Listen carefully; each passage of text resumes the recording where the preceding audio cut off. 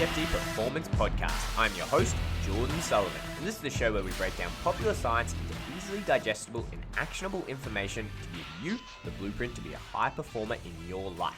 Today, I'm joined by Dr. Mike Piekarksi, who you may better know as Doctor Kickass. Mike is a physical therapist who is one of the world's leaders when it comes to combat sports. A BJJ black belt and retired MMA fighter himself, Mike shares research, rehab tips, and insights into how to become a more robust combat athlete on his popular social media platforms. Today, Mike and I are going to deep dive into the best way to injury-proof your body for BJJ and combat sports. We discuss his 3 biggest factors to preventing injury, becoming stronger, and competing for longer. This is a really good episode, so let's get to it.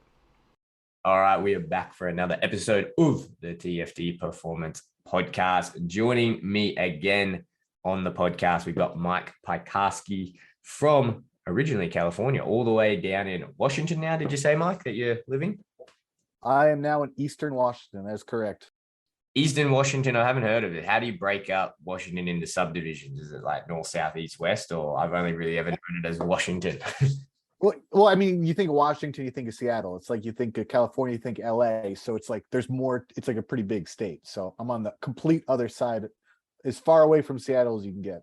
Yeah, that's such a dumb touristy question. Hey, like people always say that for like Australia, and they're like, "Do you live in Ayers Rock in the middle of the outback?" And you're like, "No, Yeah. no one lives."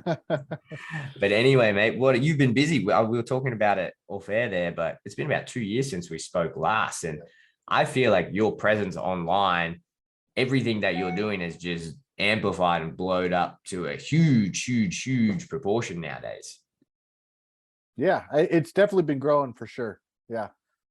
Let's talk about it. What are you doing now? So you moved to Washington. What's making up most of your days? You've obviously got Dr. Kickass on social media, and I'm sure a lot of the listeners that are listening to this very familiar. What's happening with Dr. Kickass? What's happening with the rest of your life? Are you still doing clinic? What's happening? So this year I started my own business. It's like a sports performance business for combat athletes. So whether, I handle a lot of different things. So it's whether it's strength and conditioning, it's mobility, it's joint health, it's injury management. There's a lot of people out there that like go through traditional physio and like they don't work with someone who understands physical therapy. So they're like, man, like I want to get back to jiu-jitsu and I got discharged and I'm not quite there yet. So I kind of like help fill that gap of when they're, done with traditional physical therapists, but not quite ready to get back to sport. And you know what it's like most jiu-jitsu athletes are like, well, I can't raise my arm overhead. It hurts, but I'm going to go roll anyway. Like, no, you should not roll. So that's kind of like one of the main things I'm doing. I do work part-time in the clinic, so I do see people in real life. And then kind of a new cool side project that I'm working on now is going to be a continuing education course for physical therapists, rehab specialists, which is going to be treating the combat athlete. Because so often I get people who message me on Instagram, they're like, look, like, where can I get more resources? Unfortunately, there's nothing out there. Like everything that I got is because I'm a nerd and I go through the research and I'm trying to gather everything I can. So I figure I'm just going to put it in one big platform and then I can kind of spread it that way.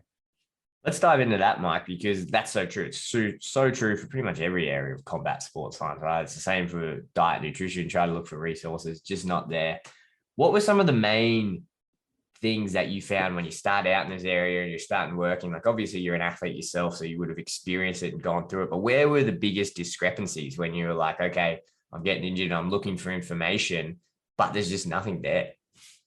So, well, a lot of people come to me specifically because they get frustrated when they go to any medical professional and they're like, well, they get their knee popped in a heel hook and they're trying to describe it.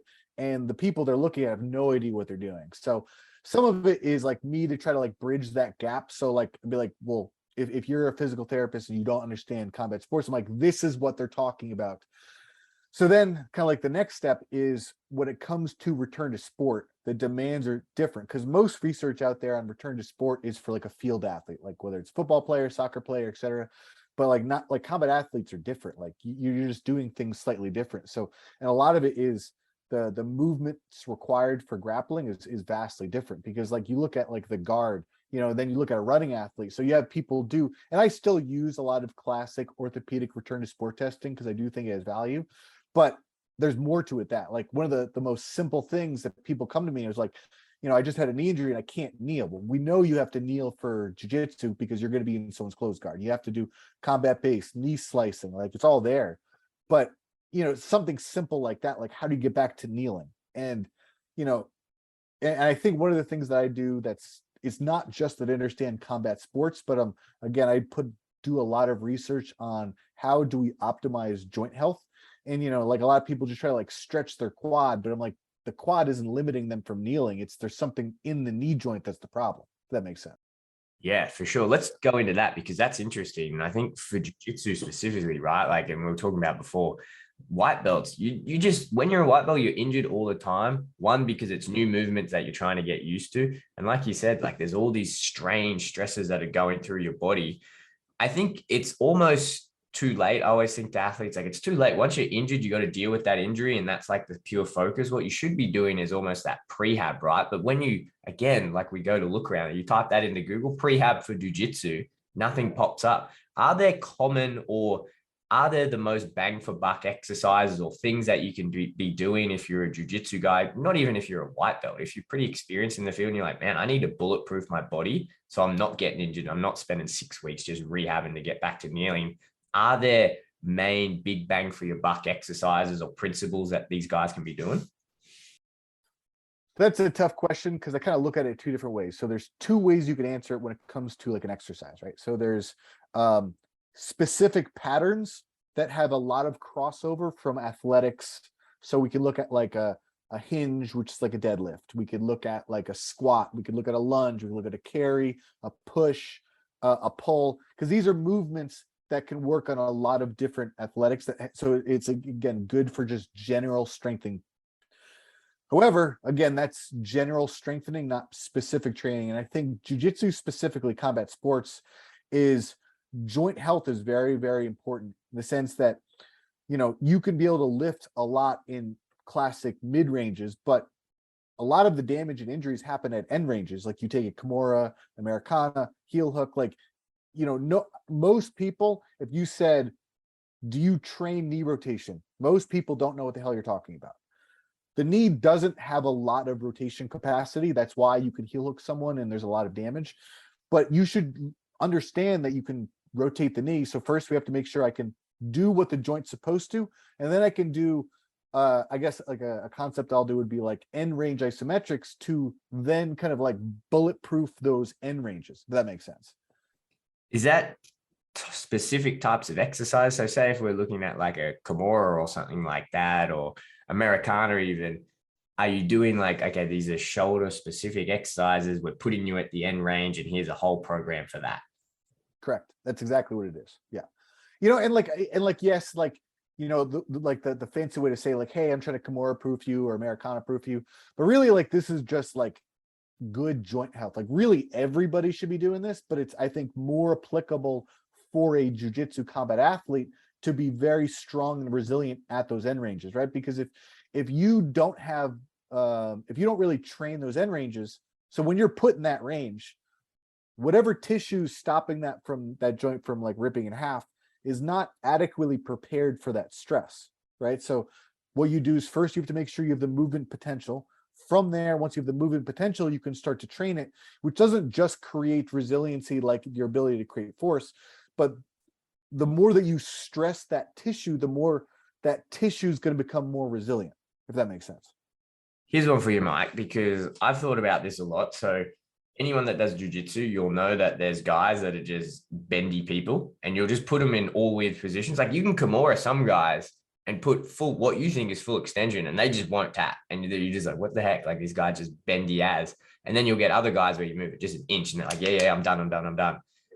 When we're trying to train that, is it true that, traditional flexibility and stretching, that isn't as good as, say, if you've got a good tailored strength conditioning program, or is it a mix of the both, or what's your thoughts on that front?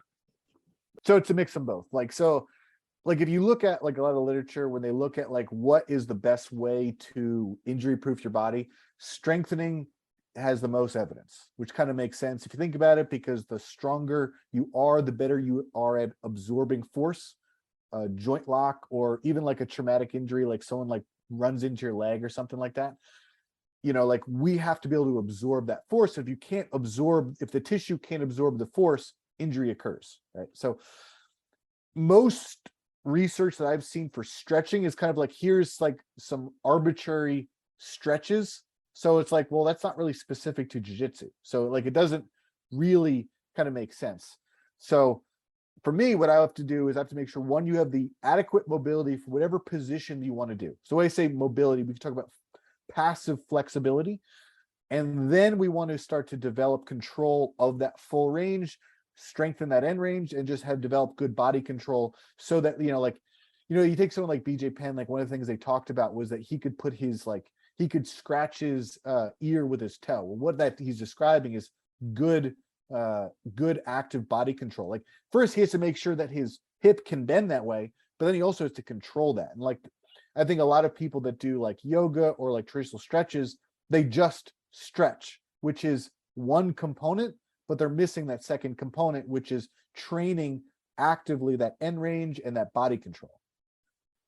Where do you think the balance is between being strong and being mobile or flexible in a sport like jiu-jitsu? Because you always see these guys, like everyone that I know has a story of like the bodybuilder or powerlifter that comes into the gym, right? And you're like, really jacked up, but then they get on the mats and you just see them getting, twisted, folded up, and they can't hack it. But if they get you in certain positions, you just can't move. Like it's all good arm barring someone, but you can't arm bar someone when they pinned you on your back and you can't move.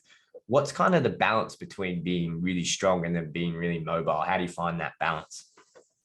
So that's kind of interesting, right? Because so like I'm doing like a research dive when it's looking at like the physiological characteristics that define a successful jiu-jitsu athlete. And I think jiu-jitsu athletes need a combination of both dynamic strength and isometric strength. So dynamic strength would be what most people think, like the bodybuilder, power builder, like you want to be strong. But then the isometric strength, which is the closest thing we can describe as like mat strength, right? Like if you look at me, like I'm not an impressive guy, but if I get you on the mat, like people always say they're surprised how strong I am. Well, that's because I've been jiu-jitsu for, over 15 years. So like I have a good isometric strength. I have that mat strength, so there's that component as well. But then you have those guys who are like immobile, so like one of the things that defines jiu-jitsu is the guard, right? Which is using two legs to manipulate the body, and the legs are going to be stronger than the arms. That's how a smaller person can overcome a bigger person, right? So, but to use your leg, it's not just like, do you have like a strong leg? A lot of it is having the hip mobility to kind of like get those outer ranges. Like if you ever watch people do these like weird guard, they're trying to pass the guard, but they can't get by those legs. You know what I mean? So I don't know if I quite answered your question, because there's not like a good way to go. There's some numbers that people have told me about, like, doing like percentages of body weight. So again, can you bench press, squat a percentage of your body weight? And then following that, there's like a diminishing, athletic benefit, right? Because if you know what it's like, because you work with combat athletes, but the strongest athlete is not the best athlete. Like I know a lot of the athletes that you work with are like, they don't look physically impressive, but they're still gonna, KO you. That was going to be my next question, Mike, is where, in your personal opinion, let's forget like what the research paper, because again, you've probably done this more than anyone in the world with the most combat athletes and got the most hands-on experience. Is that where is that point where it's like you said, like you have 15 years of experience getting those isometric strengths, and when you lock on an RNC, it's tight and it's strong because you've just got that time on the mats.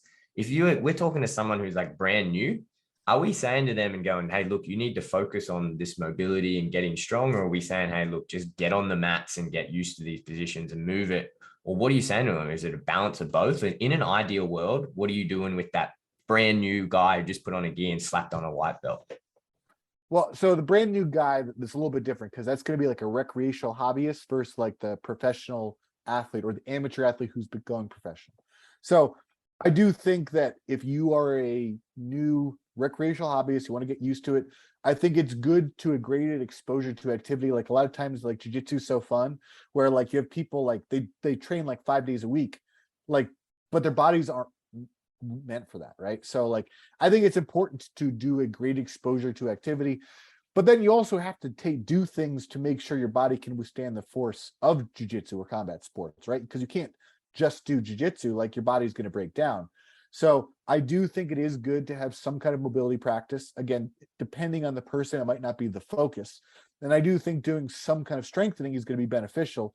But again, like I think you don't have to be strong for a power lifter. You have to just make sure that your body doesn't fall apart. So most people can probably get away from like 2 days a week of strength training, having some mobility, because like mobility, in my opinion, is very easy to train. Like you just do it while you're watching TV. Like almost everybody can find 10 or 15 minutes to just do some, active movements and stretches or whatever they're going to do.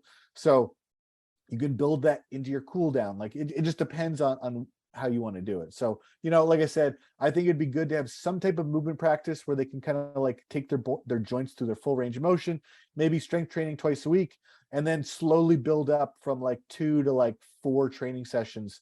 And then after that, like once you're thinking you want to start to compete, then we could get a little bit more specific on like conditioning or, adding technical training. What does that look like, Mike, when you do get more specific with the more advanced guys and say they are pretty into competing and they're very serious? When someone comes to you and they're like, hey, Mike, I need help, what type of things are you doing with them? So I think what you have to do is like, you kind of like, I break down like, one, we have to figure out what their goal is, whether it's like they just want to get strong, and then we could define that into more specific goals. Because to get strong, like, what does that mean? Like, that doesn't mean anything. It's like, I want to be able to do this, or I want to be able to compete, or I want to, whatever. So we figure out what their goals are. But let's say it's like an amateur athlete, like maybe a purple belt. So I work with a lot of masters athletes because they usually have money to pay. And so, so again, I have quite a few people who are competing in Master Worlds tomorrow, actually. So those people, like, let's say Perfect World, they contact me, we start planning something like 12 weeks out. So I figure out what their weekly training looks like, because if you're already training, like 8 sessions a week, like it's hard to just stack on stuff. But like you could probably break down the week. Like I would say, like if we don't have any type of like performance enhancer, you probably can do, anywhere from like 8 to 14 training sessions per week, right? Like obviously, professional UFC fighters might be able to do more. People who are on steroids might be able to do more, but I think that would be like a good goal. So, usually what I do is I start someone with like maybe twice a week of like conditioning, because if you tell me you want to get ready for a competition, I'm going to transition from like a strength purpose to like more conditioning, right? Because I mean, potentially if they're 12 weeks out, I might do like a 6-week strength cycle and then a 6-week conditioning cycle. But again, they tell me what their goals are, and then I work from that, and then, so again, I might be doing 2 sessions of strength, 2 sessions of conditioning, and then they might be doing 4 to 5 skill training. And then as we start to get closer to the competition, I might start taking away some strength training. I might add extra conditioning, depending on what we're looking for. This might seem like a silly question, Mike, but if you were to rate it, how important is it for a serious jiu-jitsu athlete to be doing these things, to be taking their mobility serious, to be taking their strength serious, to be taking their conditioning serious, to have a good structured training schedule, like you just said and laid out, heading into competition or having an off-season schedule? I mean, I think it's really important because, if like, even if you're not a competitor, I think, again, everyone's goal should be able to like do their sport for as long as they want to. But usually what happens is their body starts to break down and they're like, well, I can't do this anymore. So for injury prevention, we want to make sure, again, like I said before, make sure you have adequate mobility to do all the positions you need to, and then to kind of strengthen. Right? Then we tack on that competitor. Well, when I'm working with a competitive athlete, I need to figure out what their strengths are and what their weaknesses are. Because there's some people, they may have enough strength for their weight class, but they start to lack the conditioning, whether they can't push the pace, whether they gas out in the middle of the round, or a lot of people just don't recover between matches, right? So if like for Masters Worlds, like most of my athletes are going to have like probably 5 matches to get to the finals, right? So, like, what does it matter if you like look awesome for the first match, but then you're completely spent on the second match? Like, you got to make sure you're consistent. So Like I said, like I think it's important to understand what that athlete is missing and then add that in, right? So because like to say an athlete needs strength, yeah, of course they need strength, and they need conditioning, of course, so they need mobility, yes, they need skill training, but how do we fit that into their daily life with, you know, they're going to be working a job most likely, and they have a family, so we can't just do everything. It's what are they limiting what is limiting them from meeting their goals, and how do we slowly tack that on? Yeah, that's great, Mike. I couldn't agree more. Very last thing before I let you get back to your day, if you had to give your top advice, your best bits of advice for any jiu-jitsu athlete or any combat sport athlete for that matter that is listening to this, let's say top three bits of advice for these guys.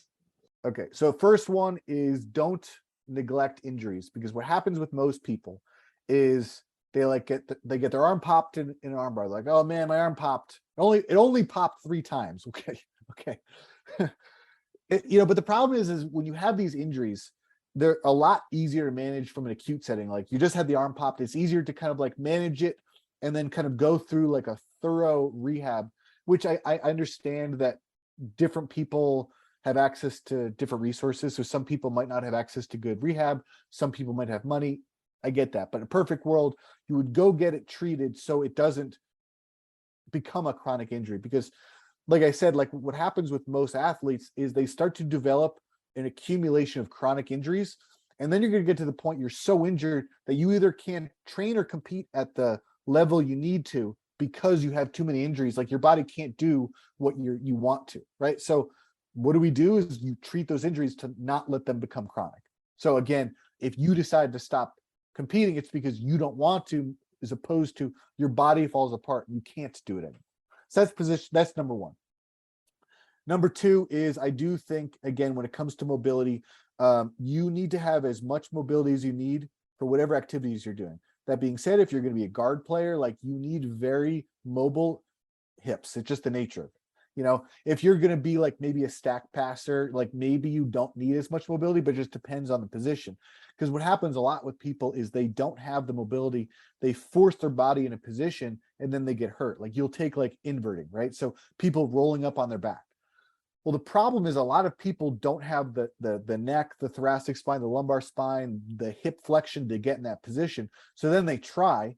Then when they try, now you have someone's full body weight on it, is that's when they get hurt, right? So it's not necessarily that inverting is dangerous, is that person should not have been inverting, which is why they got hurt. So you have to figure out what your game is. And I know there's a majority of jiu-jitsu athletes out there that don't need to invert. But if you're going to invert, make sure you have the ability to do so.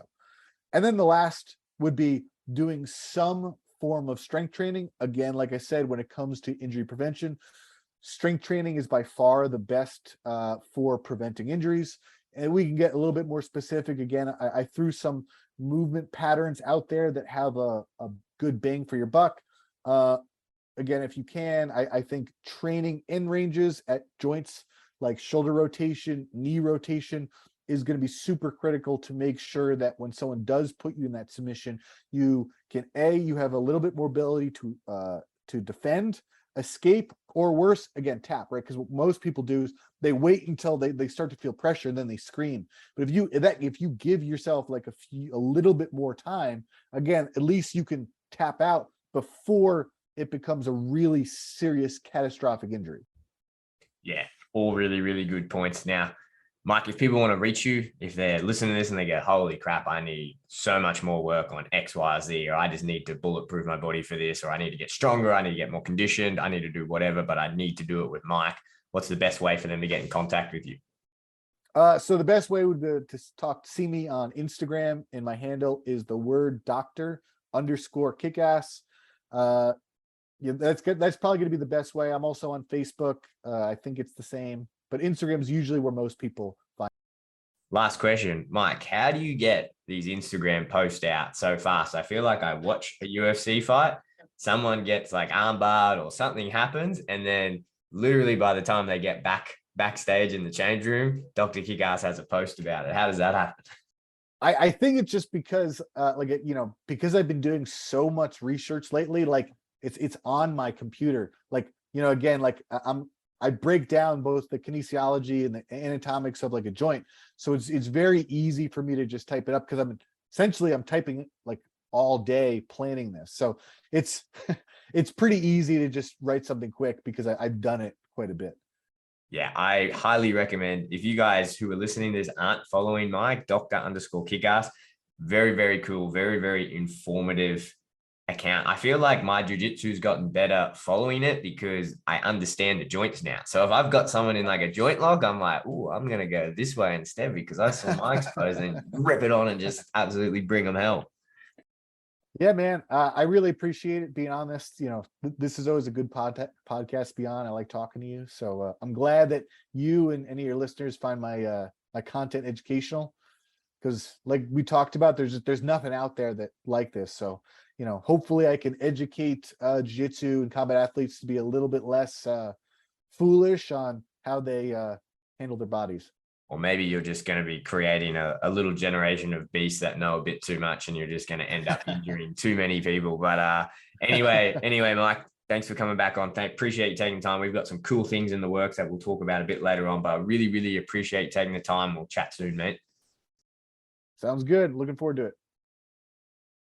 And there it is, another episode of the TFD Performance Podcast. Mike is a world leader in physical therapy for combat sports, and I highly encourage you to follow his social media as the amount of free content he puts out is absolutely ridiculous.